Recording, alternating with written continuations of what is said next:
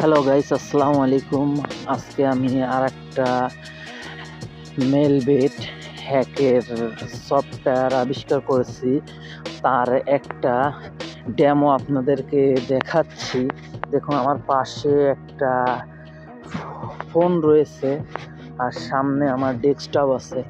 এখন আমি আপনাদের দেখাবো কিভাবে ওয়ানএক্স বেট বা মেলবেট অ্যাপেল হ্যাক করা যায়। গেমটি খেলে অনেক টাকা উইথড্র করেছি বা আপনারাও পারবেন।